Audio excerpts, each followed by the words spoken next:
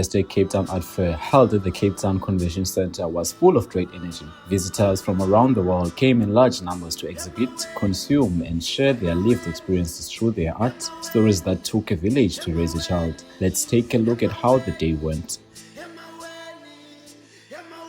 This is Mona from KAAPcast Media. We are here at the City ICC for Investec Cape Town Art Fair, the largest and leading international art fair on the African continent, a cultural destination for the global art calendar.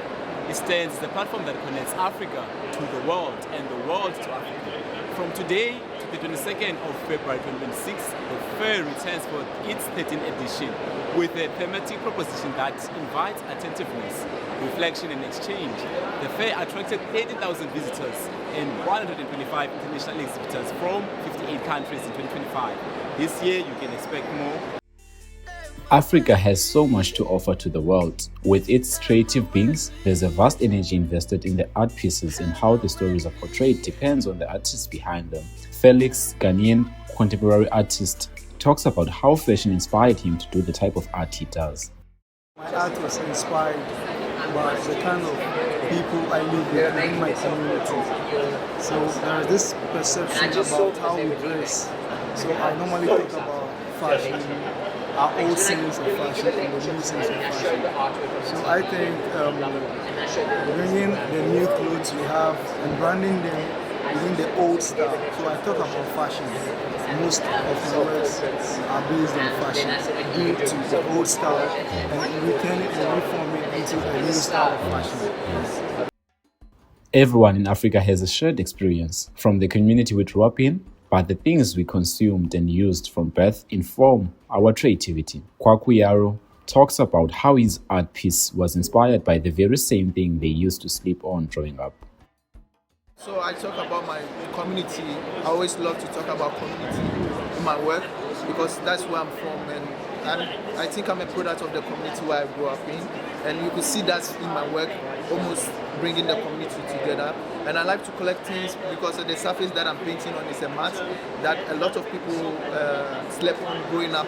I slept on it growing up, and a lot of people also slept on it. I believe this mat has this cultural significance to it, and I believe also bringing it out there for people to see, because if you look at behind me, you see the materials that are collected from the environment, the communities, trying to represent ourselves. So you see my figures are more of like African figures, people from Ghana, people from my community, people from where I'm from, throwing a certain spotlight on these people for people to see them, not just, like giving them that life to live, and then it's like preserving our history too as well, and then also communicating where I'm from, where the origin of where I'm from to the people for them to understand.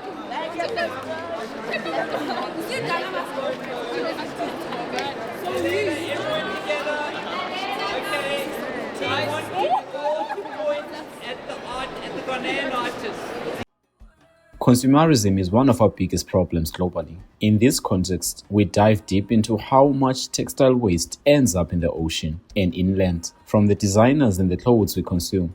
This creates an unfriendly environment for us and the living organisms found in those places.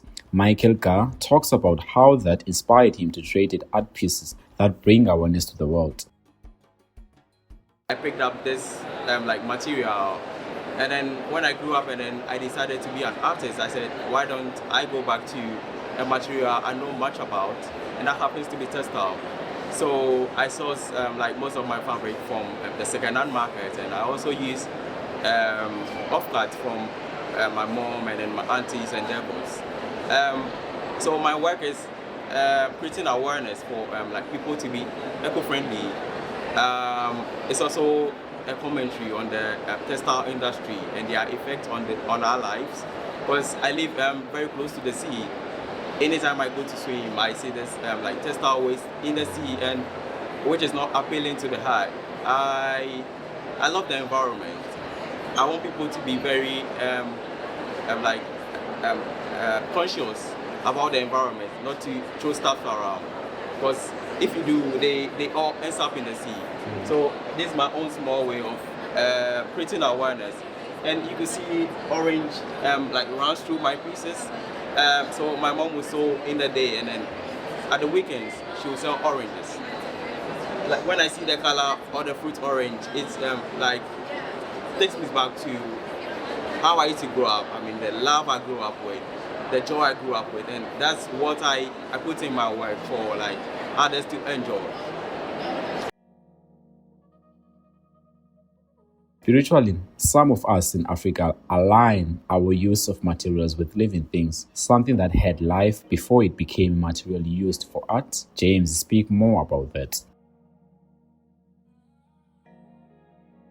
My work is a combination of 4 different materials, and so I use the oil paint, acrylic paint, fabric, and then pastel on canvas. And all these materials that I use have their own inspirations behind them. So, for example, the oil paint, I use it to like convey value and our identity as blacks. I use the fabric to communicate the idea of repurposing and giving materials a second chance or extending their lifespan, because I also believe materials have their own lives. I use the acrylic paints for the background and then the pastel for some portions of the paintings that I paint. Another thing that James addresses about his creativity is the mere fact that people with dreadlocks are deemed as the outlaws of the community, and that is portrayed in his art pieces. People have a certain kind of perception surrounding individuals who wear dreads. These individuals are perceived as people who can't contribute so much to the society. They are perceived as people who do drugs, deal in drugs. They are not given the chance to like express themselves. They are deprived of certain spaces such as the churches, schools, and private or public institutions like the corporate spaces. And so I found a problem with that personally, and then I decided to like, why don't I just embark on a project and then address this issue or challenge the stereotype? So for me, that is what led me to like start working around such narratives. And so it became a lens through which I viewed my work. And so most of the times, my paintings are dressed in dreads and all that. So that was what inspired me to start working on work. I hope the world is watching and listening to shared experiences from Africa and globally. Community is the foundation of our creativity. Looking at the extent to which these artists took themselves to other territories, such as Cape Town, to share their bit of their community through art, it shows how much we as Africans have so much to offer to the world with our creativity and the skills we possess. Let us hear from visitors how they feel and their experience on the first day of the Investec Cape Town Art Fair. So happy with the energy of the fair this year. The standard is incredible. We've just been seeing some amazing work. It's great to have so many different countries represented at booths, and it's been so good to have a good start, not just to the fair, but to a year in art. Delara from Burman Contemporary Art talks more about the atmosphere of the fair for its first day. I think there's been a really great energy. People have been so engaged. They really care for the art, caring about the work, engaging with the work, and I've always found it to be such a privilege. And that part of my job is to converse with people about how it makes them feel and where it takes them. And being part of 3 different booths, it's so cool to see the different perspective and relationship with everybody. Michelle Madzema talks about attending an art fair, not just about aesthetics, but career-driven this time around. The university gives us like tickets to come and explore and see these platforms. Being a second timer, I have a different opinion from the first time I came here. The first time was all about aesthetics and looking good, getting pictures with the famous artists. But this time around, it's actually way important for me because it's career-driven. I look at things a bit differently now because I want to learn and understand. It's not about aesthetics anymore. It's about actually learning how did they do that. I also want to do that. It feels more youthful and alive this time around. New artists, fresher faces, new galleries. Like there's something so youthful about this Investec this year, and maybe that's the reason why everybody's smiling.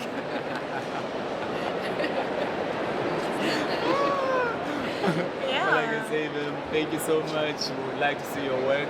We will talk further how we can connect with you, support you with what you're doing. And also support us as well. Yes, of course. I mean, that's Because the whole that's how thing we about art. share the images, we share like the stories, we share everything that has to do with what we are doing like, in the creative spaces. That is true. Yes. And surprisingly enough, you realize that all of us have a shared experience. Maybe because we're just black, maybe because we're just African, but we all are related to some extent. We just have to talk about it. Thank you so much. Thank you, guys. We paid attention, we consumed, and we had conversations with the artists and their visitors. As first-timers, we had a great time and great conversations. Catch us on the second day of coverage. Expect energy and love of fashion and the arts. This is Sevenati Mona from KAAPcast Media and Karabo Bongi. Behind the camera, we are signing out. We're here at Investec Art Fair in City ICC in Cape Town, one of the biggest leading international art fairs in Africa continent. We bring the world to Africa and we bring Africa to the world. Watch out. Here Karabo signing out from KAAPcast Media. Mwah.